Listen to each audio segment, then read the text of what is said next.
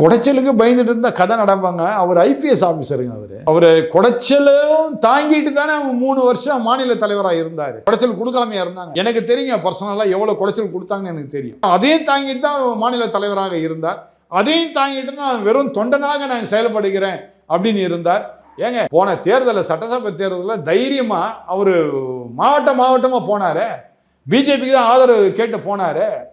சரியா? அவர் சொல்லியிருந்திருக்கலாமே, என்னால் வர முடியாதுங்க, நான் முற்றிலுமாக அரசியல் விட்டு விலகிறேன் அப்படின்னு சொல்லி ஓரங்கட்டி நின்றுருக்கலாம்.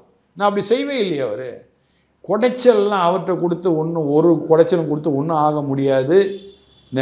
அவருக்கு என்ன பண்ணுன்னு தெரியும். இங்கே பாருங்கள், உங்கள்கிட்ட நான் பேசுகிறேன்னா நான் யாருன்னு உங்களுக்கு தெரியும். தெரிஞ்சால் நீங்கள் என்ன பண்ணுறீங்க, என்ன கேள்வி கேட்குறீங்க. தெரியாமல் என்ன ஒன்று நீங்கள் கேள்வி கேட்கல.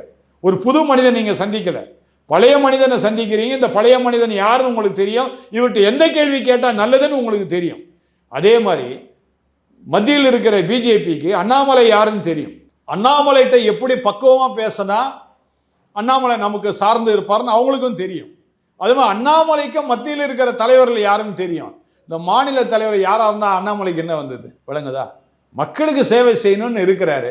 அவருக்கு தமிழ்நாடு மக்கள் மேலே அவருக்கு பாசம் இல்லை, அன்பு இல்லை, பிரியம் இல்லைன்னா இந்நேரம் ஒரு மத்திய அமைச்சரை வாங்கிட்டு அங்கே போய் உட்காந்துருக்கலாமே. பிஜேபியில மத்திய அமைச்சராக உட்காந்துருக்கலாமே.